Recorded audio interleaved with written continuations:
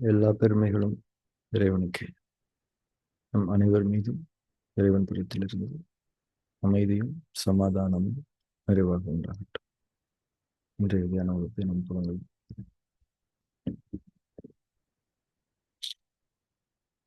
நம்முடைய வாழ்வியல் என்று நாம் பொதுவாக சொல்வது நம்முடைய செயல்கள்.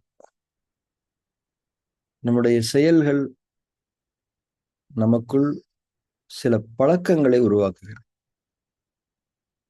ஒரு கட்டத்தில் அந்த பழக்கங்களே நாம் செய்யக்கூடிய செயல்களை தீர்மானித்து விடுகின்றன.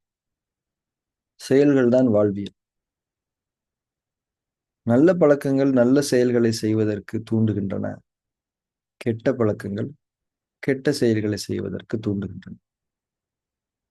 அப்படி இருக்கையில் பழக்கங்கள் தான் நம்முடைய வாழ்வை தீர்மானிக்கிறது என்றே சொல்லலாம். இப்ப நம்ம வாழ்க்கை நல்லா இல்லை அப்படின்னா நாம நிறைய கெட்ட பழக்கங்களை பழகி வச்சிருக்கோம்னு அர்த்தம். நம்ம வாழ்க்கை நல்லபடியா இருக்குன்னா நல்ல பழக்கங்களை பழகி வச்சிருக்கோம்னு அர்த்தம். நல்லா இல்லாத வாழ்க்கை இருந்து கொண்டிருப்பவர்கள் எங்கே மாற்றங்களை தொடங்க வேண்டும், நல்ல வாழ்க்கை பெறுவதற்கான செயலை எங்கிருந்து தொடங்க வேண்டும் என்றால் உங்களுடைய பழக்கங்களை சோதித்து அதில் இருக்கக்கூடிய தவறுகளை கண்டறிந்து அதை உடைக்க வேண்டும். அதை உங்களிலிருந்து நீக்கிக் கொள்ள வேண்டும். பழக்கங்களுக்கு அடிமையாகி இருத்தல் தான் உண்மையான அடிமைத்தனம் என்பது. வேற அடிமைத்தனத்துக்கு டெஃபினிஷன்ஸ் கிடையாது. பழக்கங்களுக்கு அடிக்ட் ஆகிருக்கிறது தான் உண்மையான அடிக்ஷன். நிறைய பழக்கங்கள், ஏன்னா ஒரு கெட்ட பழக்கம் இன்னொரு கெட்ட பழக்கத்தை செய்ய தூண்டிடும். அந்த 2 கெட்ட பழக்கங்களும் சேர்ந்து இன்னொரு கெட்ட பழக்கத்தை ஈஸியா செய்ய வச்சிரும். அது குறித்த நற்சிந்தனைகளையே நமக்குள் அனுமதிக்காது. அந்த அளவுக்கு பழக்கங்களுக்கு பவர் அதிகம். இப்போ இந்த கெட்ட பழக்கங்களை எல்லாம் உடைச்சு நம்ம நல்ல பழக்கங்களை கொஞ்சம் கொஞ்சமா கொண்டு வரணும் அப்படின்னா எதுல இருந்து தொடங்கணும் அப்படின்னா நேரடியா மனசுல இருந்து தான் தொடங்கணும். ஆனா நேரடியா மனசுல இருந்து தொடங்குறது அவ்வளவு ஈஸி கிடையாது. உடல் அடிப்படையில தான் மனதை அணுக வேண்டும். அதுதான் நம்ம தியானம்னு சொல்றோம். தியானம் என்பது பழக்கங்களை உடைப்பதற்கு உதவக்கூடிய ஒரு அற்புதமான கருவி. அந்த தியானத்தையே எப்படிங்க பழகுறது அப்படின்னா அதுக்கு வகுப்புகள் உதவும். இப்போ 2 விஷயங்கள் இருக்குது. நேரடியா வகுப்பு அட்டன் பண்றவங்களுக்கும் ஆன்லைன்ல ரெக்கார்டட் செஷன் பார்த்து அட்டன் பண்றவங்களுக்குமே வித்தியாசம் இருக்கு. ஆன்லைன்லயே சொல்றேன். இது ஆன்லைன்ல வகுப்பு அட்டன் பண்றவங்களுக்கும் நேரடியா லைவ் கிளாஸஸ் டைரக்ட் கிளாஸ் இருக்குல்ல அதை அட்டன் பண்றதுக்கும் வித்தியாசம் இருக்கு. ஸோ தியானம் என்பது நம்முடைய கெட்ட பழக்கங்களை எல்லாம் உடைத்து நல்ல பழக்கங்களை தொடங்கி வைத்து அதில் உறுதி பெறுவதற்கு உதவக்கூடிய ஒரு செயல்முறை. அதை நாம் பழக வேண்டும் என்றால் நாம் அதற்குரிய சூழல்களை அடைந்து கொள்ள வேண்டும். சூழல்களை அடாப்ட் பண்ணிக்கணும். அதனால தியானம் அப்படிங்கிறது ரொம்ப முக்கியமான ஒரு ரோல் பிளே பண்ணுதுன்றதை நம்ம எல்லாருமே ரியலைஸ் பண்ணிக்கணும்.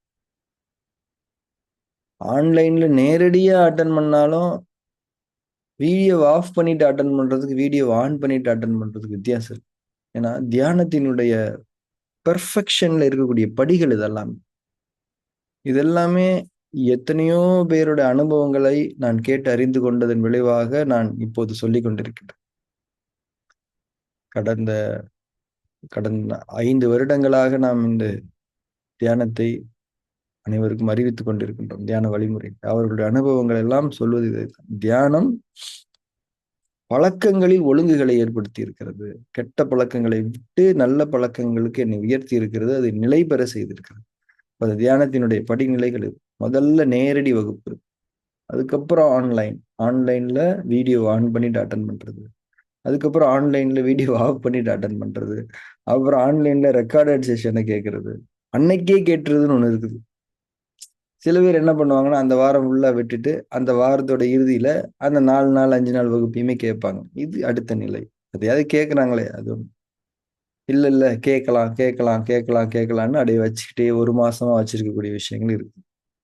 சார் எனக்கு குரூப்ல ஆட் பண்ணிருங்க சார் அப்படிம்பாங்க. எவ்வளவு சின்சியரா இருக்காருங்க, குரூப்ல ஆட் ஆகாம இருக்க முடியல அவர்னு. ஆனா உண்மை நிலை என்னன்னு அவருக்கு தான் தெரியும். அதை நம்ம கேட்டோமா, கேட்டபடி நடந்துக்கிட்டோமா, இல்ல ஏதோ ஒரு ஒரு ஃபார்மாலிட்டிக்கு இதை பண்றோமா, இந்த புக் ஃபேர்ல போய் புக்கெல்லாம் வாங்கி வீட்டுல எல்லாம் அடுக்கி வச்சிருக்க மாதிரி அந்த குரூப்ல நம்ம இருக்கணும்.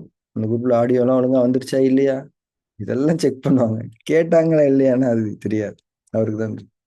இந்த மாதிரி தியானம் அப்படிங்கிறதுல வந்து எந்த எக்ஸ்கியூஸும் நம்ம எடுத்துக்காம இருந்தா மட்டும்தான் நம்முடைய கெட்ட பழக்கங்களை உடைத்து அந்த அடிமை சங்கிலியிலிருந்து நாம் வெளிவந்து நல்ல பழக்கங்களை அடைந்து அதில் உயர முடியும். அதை கட்டமைக்கிறதுங்கிறதே பெரிய விஷயம். அப்போ ஒரு கீ ஃபேக்டர் எதுன்னா இந்த மெடிடேஷன் பண்றதுக்கான சூழல் தான். இது எனக்குமே நான் சொல்லிக்கிறேன். இப்போ காலையில வந்து எந்திரிச்சு மெடிடேஷன் பண்றதுங்கிறது வந்து உங்க எல்லாருக்கும் விட எனக்கு அது ஒரு பழக்கமாயிடுச்சு. அதுக்காக எத்தனையோ சிந்தனைகள் போகுது. ஒவ்வொரு வகுப்புலையும் நம்ம என்னென்ன பகிர்ந்து கொள்ள வேண்டும், அதுக்குரிய சிந்தனைகளை நாம் இறைவனிடம் வேண்டும் போது அது கொடுக்கப்படுகிறது. இது இந்த ஜேர்னிக்கு வந்து இந்த வகுப்பு ஒரு காரணமா இருக்கு அப்படிங்கிறத நான் வலியுறுத்துறேன், சொல்றேன். என்னுடைய ஷேரிங் இது. இப்ப இந்த வகுப்பு இல்லைன்னா என்னுடைய இந்த சிந்தனையும் இந்த இந்த பழக்கமும் பலகீனம் ஆயிருக்கலாம். எல்லாருக்குமே அந்த பலகீனம் உண்டுதான். இப்ப நம்ம எல்லாருமே இந்த சூழலை பயன்படுத்தி, அதனால தியானம் என்பதற்கான இந்த சூழலை நம்ம சின்சியரா பயன்படுத்திக்கணும். இது வந்து ஒரு எக்ஸ்ட்ரா ஃபிட்டிங் கிடையாது. இதுதான் அடிப்படையே. பிரேக்கே இதுதான். பிரேக் இல்லாம வண்டியை ஓட்ட முடியாதுல்ல. அதனால இதுதான் இந்த பிரேக். இந்த பிரேக் எந்த அளவுக்கு ஒழுங்கா இருக்கோ அந்த அளவுக்கு நீங்க ஸ்பீடா போக முடியும். அதனால தியானத்தை எப்போதும் சாதாரணமாக எடுத்துக்கொள்ள வேண்டாம். இது என்னைக்கு வரைக்கும் சார் அப்படின்னா, கடைசி நாள் வரைக்கும். ஏன்னா கடைசி நாள்ல கூட இந்த மனம் நம்மை நம் மீது கரை படிய வைத்து விடும். எனவே கடைசி நாள் வரைக்கும் தியானம், தியானத்துக்கான சூழல், தியானத்துக்கான சூழல் இல்லாமலே கூட தியானம் செய்யக்கூடிய நிலையை நாம் அடைந்திருக்கலாம். அதை தனியாக செய்து கொள்ளலாம். ஆனால் தியானத்துக்கான சூழல் அமையும் போது அந்த சூழலில் நம்ம இணைத்துக் கொள்ள வேண்டும். இது இன்றைக்கு ஆன்மீக பயணத்தில் இருப்பவர்களுக்கான மிக முக்கியமான ஒரு நினைவூட்டல். இதை நாம் உள்ளெடுத்துக் கொள்ள வேண்டும். ஏன்னா எந்த வகுப்புல பேசப்படக்கூடிய எந்த ஒரு சொல் உங்கள் மனதில் பெரும் மாற்றத்தை ஏற்படுத்தி உங்களை அடுத்த நிலைக்கு ப்ரொமோட் பண்ணும், லிஃப்ட் பண்ணணும்னு சொல்லவே முடியாது. சாதாரணமா ஒண்ணு. இப்ப சில நாட்கள்ல நானே இன்னைக்கு நம்ம சொல்லியிருக்கக்கூடிய விஷயம் சூப்பரான விஷயமாச்சே அப்படின்னு நான் நினைப்பேன். சிலருக்கு அது அப்படி ஒன்றும் சூப்பர்லாம் இல்லைங்க நீங்க நினைப்பீங்க. நான் இன்னைக்கு சாதாரணமான விஷயம் தாங்க சொல்லியிருக்கேன் நான் நினைப்பேன். ஆனா அதை வந்து இன்னொருத்தர் மெசேஜ் போடுவாரு, சார் இன்னைக்கு பயங்கரமா இருந்துச்சு சார். அப்படியா, சரி, ஓகே. ஏன்னா இந்த மெசேஜ் வந்து ஒவ்வொருத்தருக்குமானது, ஒவ்வொரு நாளும் ஒவ்வொருத்தருக்குமானது. அதனால ஒவ்வொரு நாளுமே ரொம்ப முக்கியம். அதே நேரத்துல இன்னைக்கு ஒரு மெசேஜ் நம்ம சொல்றோம் அப்படின்னா அது இன்னைக்கு நமக்கு உதவாம இருக்கலாம். ஒரு நாள் அது ஞாபகம் வரும். அன்னைக்கு இவன் சொன்னானே, அன்னைக்கு இந்த கதை, அன்னைக்கு இந்த கருத்து, இதை பத்தி பேசணுமே, அன்னைக்கு ஞாபகம் வரும். அதனால இந்த தியான நிகழ்வுல, இந்த தியான வகுப்புல நாம ஸ்பெண்ட் பண்ணக்கூடிய ஒவ்வொரு செகண்டும் இம்பார்ட்டன்ட். ஏனென்றால் இது மனிதர்களால் உருவாக்கப்பட்டது அல்ல. இது இறைவனால் கட்டமைக்கப்பட்டு இறைவனால் நடத்தி கொண்டிருக்கப்படுவது. எனவே அந்த உணர்வோடு நாம் இருக்க வேண்டும். அந்த உள்ளச்சம், அந்த ஒரு நன்றி உணர்வு இறைவனுக்கு நம் புறத்திலிருந்து வெளிப்படுத்தப்பட வேண்டும். இந்த அழகிய சிந்தனைகளோடு இன்றைய தியான செயல்முறையை நாம் துவங்கலாம். தியானம் என்பதை பொறுத்தவரை பலமுறை நாம் வலியுறுத்தி இருக்கின்றோம். அது வந்து ஒரு ஒரு நியூட்ரலைஸ் பண்றதுக்கான ஒரு விஷயம். இப்ப நீங்க பிளாட்டா படுத்து கண்ணை மூடிட்டு இருக்கிறது எல்லாரும் பண்றது தூக்கம். ஸ்பைன் எரெக்டடா இருந்து கண்ணை திறந்து இருக்கிறது எல்லாரும் பண்ணுவாங்க. அது இயக்க நிலை. ஆனா அந்த தியானம் என்ற நிலையே ஒரு நியூட்ரலைஸ்டா இருக்கும். ஸ்பைன் எரெக்டடா இருக்கும், அதே நேரத்துல கண்ணை மூடி இருப்பீங்க. இந்த நடுநிலையில் தான் நம்முடைய தவறுகளை நாம் அறிந்து கொள்ள முடியும். ஒரு தராசுல அந்த நடுவுல முள்ள பார்த்து தானே கண்டுபிடிக்கிறோம் எந்த பக்கம் இறங்கி இருக்குதுன்னு. அதுதானே பேலன்ஸ் பண்றோம். அந்த மாதிரி இந்த தியானத்தின் அடிப்படையில் தான் நாம் எங்கே தவறி இருக்கின்றோம், எங்கே செம்மைப்படுத்துதல்கள் செய்யப்பட வேண்டிய தேவை இருக்கிறது என்பதை எல்லாம் நாம் தியானத்தில் தான் உணர்ந்து கொள்ள முடியும். எனவே தியானம் என்பது உடல் சார்ந்த, மனம் சார்ந்த ஒரு நிலைப்பாடு. உடலை நாம் நிலைப்படுத்த வேண்டும். அதன் மூலமாக தான் மனதை நாம் அணுக முடியும். அதனாலதான் வந்து இந்த இறைவழி தியானத்தை தொடங்குவதனுடைய முதல் 3 படிகளை நாம் ஆரம்ப காலத்திலிருந்தே வலியுறுத்துவோம். அது ஒரு ஃபார்முலா மாதிரி, டெம்ப்ளேட் மாதிரி பண்ணியே தீரணும்னு சொல்றோம். கண்ணை மூடி இருக்கிறது மேல கவனம் வச்சு வெளியில இருந்து உள்ள போயிட்டோன்றதை உணர்ந்து ரியலைஸ் பண்ணி, அதுக்கப்புறம் அதிட்டானாவை ஸ்டெபிலைஸ் பண்ணி, அதுக்கப்புறம் தான் மூச்சை கவனிப்பதற்கான, அதுவும் உணர்வுடன் கவனிப்பதற்கான செயலை செய்யும். இந்த ஃபர்ஸ்ட் ஸ்டெப் இறைவழி தியானத்தை தொடங்குவதனுடைய அந்த 3 ஸ்டெப்ஸ் இருக்கு இல்லையா? அதெல்லாம் ரொம்ப இம்பார்ட்டன்ட். அதை மட்டுமே பண்ணாலே கூட சில நேரங்கள்ல போதுமானதா இருக்கும். நம்ம விபாஷனா தியரிஸை ப்ராப்பரா படிச்சிருக்கோம். அதை செயல்முறைப்படுத்துதலையும் ஒரு ஒழுங்குகளை பேணி கொண்டு வருகிறோம். இறைவனுடைய அருளை கொண்டு மட்டுமே இது சாத்தியமாக இருக்கிறது என்பதை உணர்ந்து இன்றைய தியான செயல்முறை நாம் துவங்கலாம். கண்களை மூடியிருத்தல்.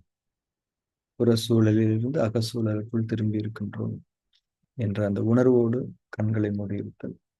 கண்கள் மூடப்பட்டிருப்பதன் மீது கவனம்.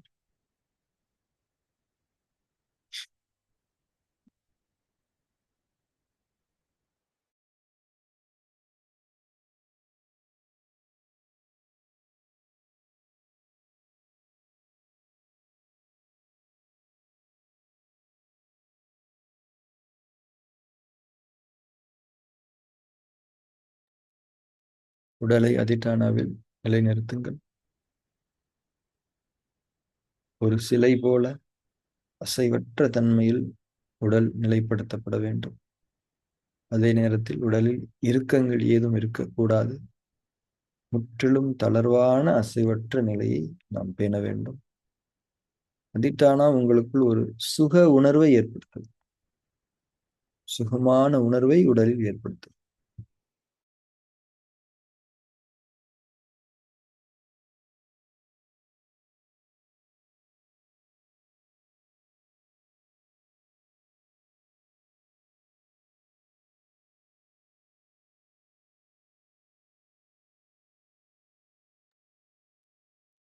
மூச்சின் மீது கவனம் தொடங்கட்டும்.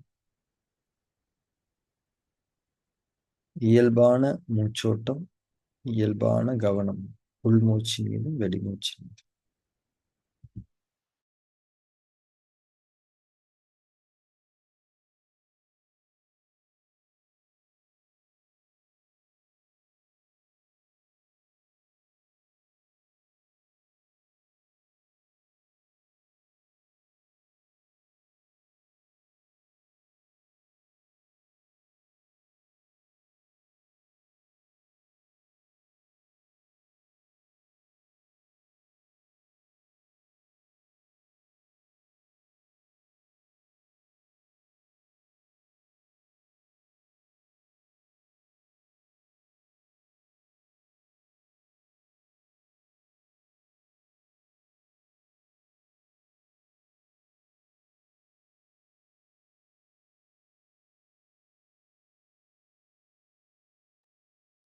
மூச்சின் மீது கவனம் இருக்கட்டும்.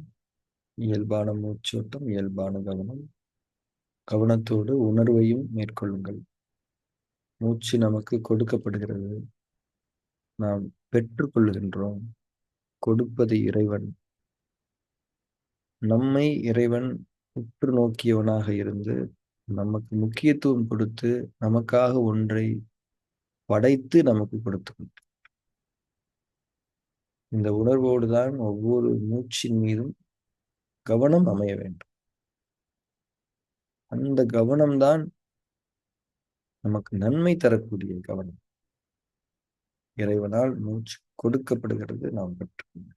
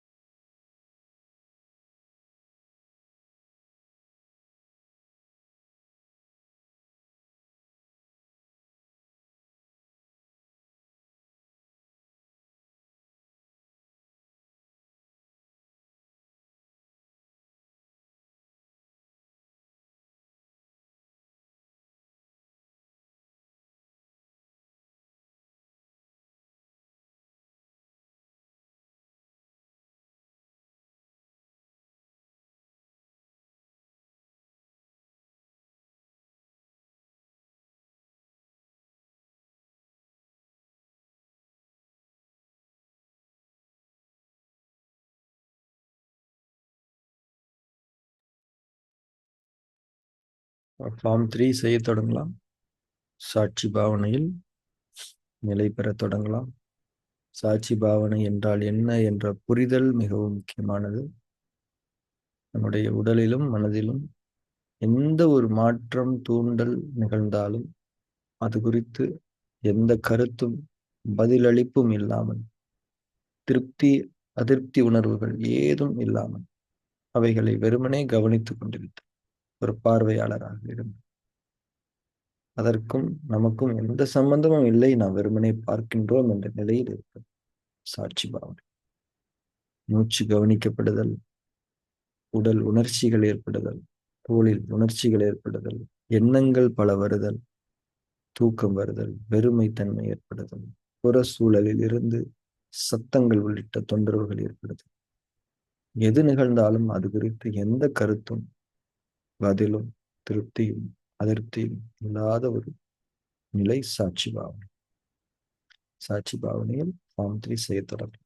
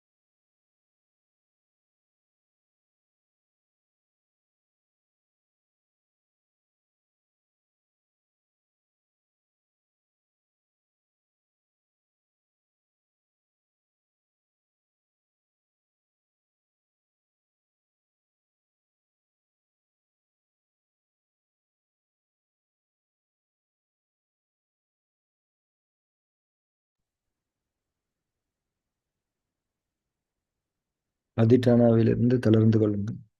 தியானத்தில் தொடர்ந்திருங்கள்.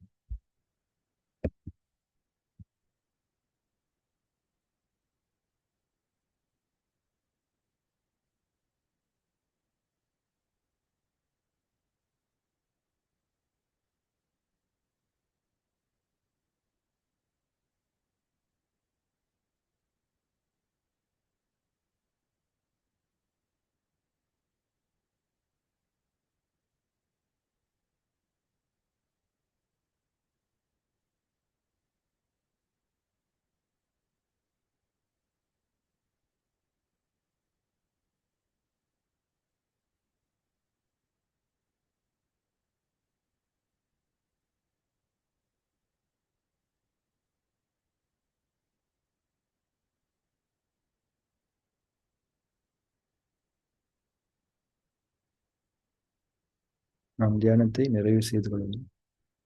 கண்களை திறந்து.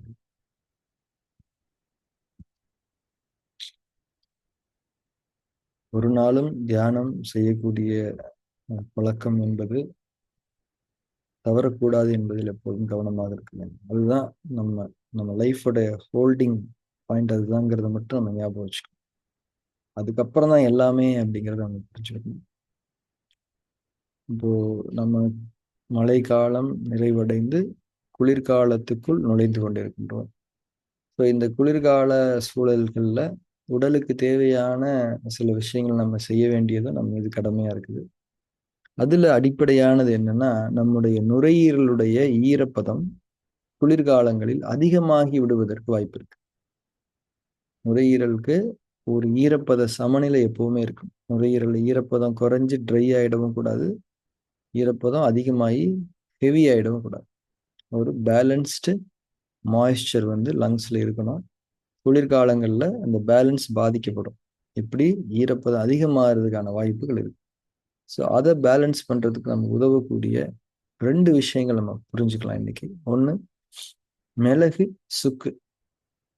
இந்த 2யுமே நாம உணவுகள்ல அடிக்கடி சேர்த்துக்கணும். ஃபார் எக்ஸாம்பிள், சுக்கு காஃபி குடிக்கலாம். ரைட். சும்மாவே கூட சில நேரங்கள்ல நீங்க ரொம்ப கோல்டா ஃபீல் பண்ணீங்கன்னா, மிளக லைட்டா ஒரே ஒரு கடி கடிச்சு அப்படியே வாயிலே வச்சுக்கலாம். ஒரே ஒரு மிளகு போதும். சுடு சாதம் இருக்குது அப்படின்னா கூட மிளகு பொடி லைட்டா 2 பிஞ்சு போட்டு கொஞ்சம் நெய் போட்டு நம்ம ஒரு 2 வாய் சாப்பிட்டுக்கலாம். ஸோ மிளகு, சுக்கு. சுக்கு காஃபிங்கிறது இன்னும் கன்வீனியன்ட். காலையிலேயோ அல்லது ஈவினிங்கோ சுக்கு காஃபி குடிக்கிறது நல்லது. அதுக்கப்புறம் சூப்பு. சூப் குடிக்கிறதுங்கிறது வந்து பழக்கமாக ஆக்கிக்கங்க. குளிர்காலங்களில் ரொம்ப ஹெல்ப் பண்ணும். டைஜஷனுக்கும் சரி, பவல் மூமெண்ட்டுக்கும் சரி, பாடியோடைய மாய்ஸ்சர் பேலன்ஸுக்கும் சரி, சூப் வந்து ரொம்ப நல்லது. நியூட்ரிஷன்ஸும் கிடைக்கும். எய்தர் வெஜிடேரியன் நான் வெஜிடேரியன் சூப் எடுத்துக்கோங்க. அந்த சூப்பையே ஒரு மசாலா மாதிரி குழம்பு மாதிரி செய்யாமல் கிளியர் சூப்பாக லைட்டாக பேசிக் ஸ்பைசஸ் மட்டும் போட்டு, முக்கியமாக பெப்பர் போட்டு குடிச்சுக்கலாம். சுக்கு காஃபி, சுக்கு கருப்பட்டி காஃபி, சூப்பு, இது 2மே கீ இன்டேக்ஸாக இருக்க முடியும் இந்த குளிர்காலங்களில். நம்ம ரெஸ்பிரேஷன் நல்லா இருக்கும். ரெஸ்பிரேஷன் நல்லா இருந்தாலே நம்ம ஆல்மோஸ்ட் எந்த தொந்தரவும் நமக்கு இருக்காது. அதுவே எல்லாத்தையும் பார்த்துக்கும். இந்த ரெஸ்பிரேஷனை ஒழுங்குபடுத்துறதுல இந்த 2 விஷயங்கள் ரொம்ப சிம்பிளான விஷயங்கள் ஹெல்ப் பண்ணும். அதே போல நம்ம வந்து குளிக்கிறது, தலைக்கு குளிக்கிறது தான் எப்பவுமே நல்லது. குளிர்காலங்களில் எக்ஸசிவ் சில்னஸ் இருக்கும்போது நீங்க அந்த தண்ணியை லேசா சூடு பண்ணி அந்த எக்ஸசிவ் சில்னஸ் இல்லாம கொஞ்சம் இந்த லூக் வார்ம்னு சொல்லுவாங்க இல்லையா, அந்த அந்த மாதிரி நீங்க குளிச்சுக்கிறது நல்லது. தலைக்கு தான் குளிக்கணும். என்ன குளிர் அடிச்சாலும் தண்ணியில மாற்றங்கள் பண்ணலாமே தவிர உடம்புக்கு குளிக்கிறதுங்கிறது இருக்கக்கூடாது. ஸோ இந்த இந்த 3 விஷயங்கள் நம்ம கொஞ்சம் ஞாபகம் வச்சுக்கலாம். இன்னும் தேவையான விஷயங்கள் அடுத்தடுத்த வகுப்பில் நாம் சந்திக்கலாம். அடுத்த தியான வகுப்பில் நாம் சந்திக்கலாம். Thank you very much.